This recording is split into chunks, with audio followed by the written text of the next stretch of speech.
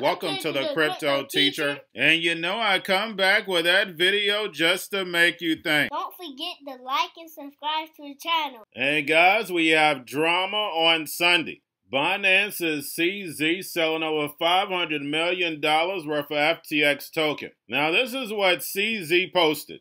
We won't support people who lobby against other industry players behind their back. Now, if we go to the Bankman's Twitter account yesterday, he stated that he was a significant donor in both Democrat and Republican primaries. And guys, what do we know the NWO does? They fund both sides. And we know Democrats and Republicans are on the same side when it comes to the NWO's agendas. When it comes to the people, they always battling each other and never get anything done.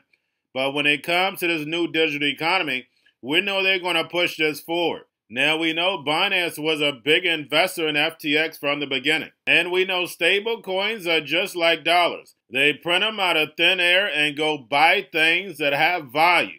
Same thing with BNB, guys. The BNB coin during the bear market went up. Those who've been with me from the beginning, I called it out every single day. BNB token was moving up while everything else was moving down. Who do you think was buying it? BNB. So when Caroline from Alameda Research says, hey, we'll buy for $22, and we see I consistently standing at $22, it makes a lot of sense. But me personally, I just think CZ is going to take that $500 million and go give it to Elon that he promised him that he was going to give to him for Twitter. So don't fall for the drama, because we know when it comes to the New World Order, it's all planned out. You have a wonderful day.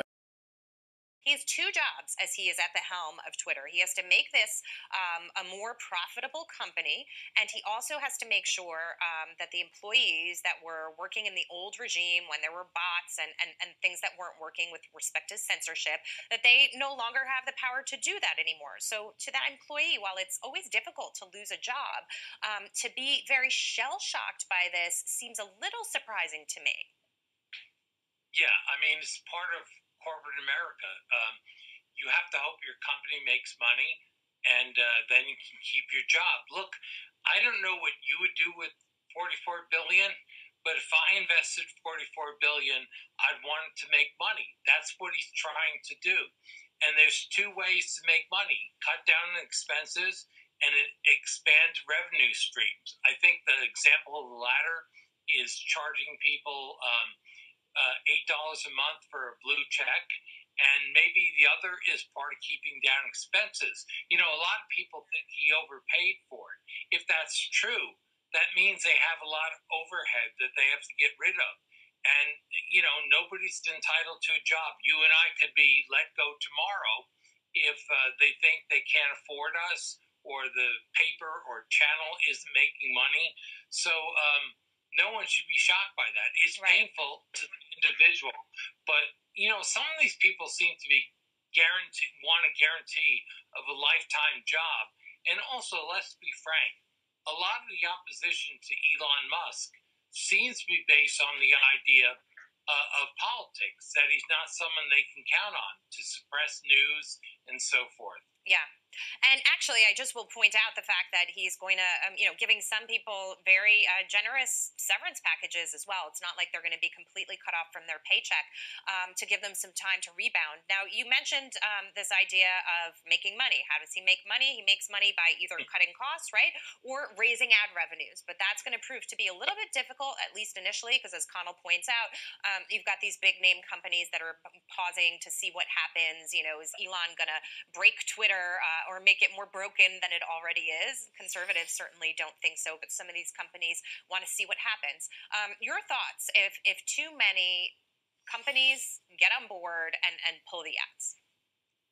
Well, I think that's a problem, but I also think if you create what he wants to create, a digital town or a town square where people can exchange ideas in a civil manner, that's a value, and I think people will want to be there.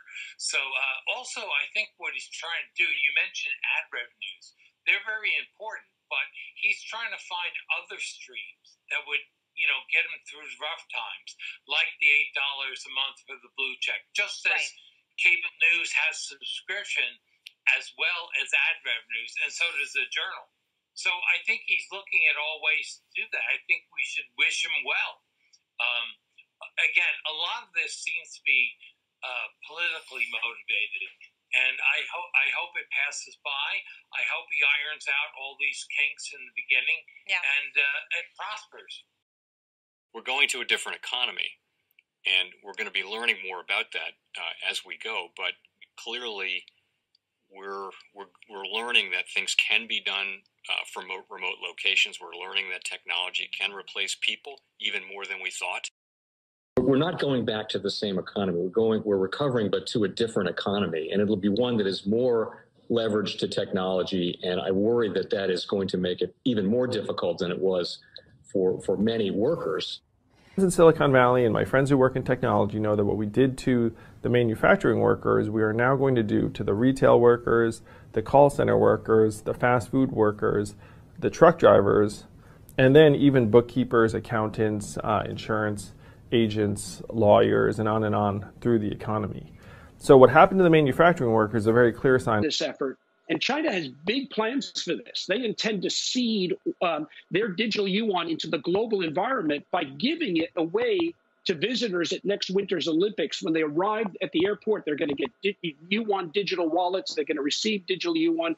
They're going to use it throughout their visits to Beijing, and then they're going to take it back to their home countries.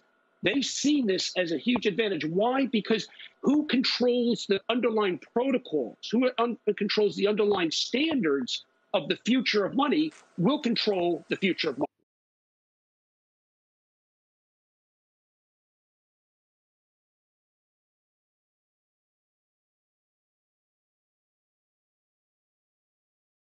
Most powerful person in the world is the storyteller.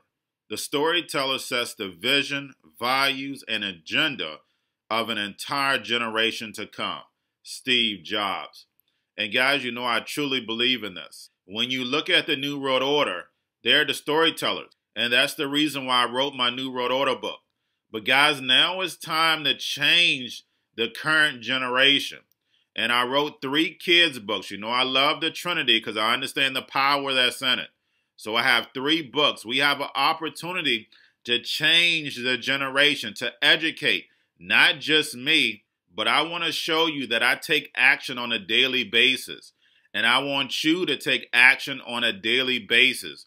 Whether it's your job, whether it's in your community, we have an opportunity right now to educate the masses. I posted this on my Twitter account. Please share, but this is a short clip of the 3 books. There's going to be a clothing line and action figures. Please get these books for your kids, nephews, cousins, friends, so therefore we can start the re-education now. Because as we see, the 4th Industrial Revolution foundation is definitely here. Robots, algorithms, drones, taking humanity out the picture. We have to re-educate. But let's get into the video. Part 1. King Joshua and Drama Team Save the Village. Part 2. King Joshua and Drama Team Save New York from COVID-33. Part 3. King Joshua and Drama Team goes to China. It's mandatory to get part 1, part 2, and part 3 of this series. It's time to re-educate Generation Z.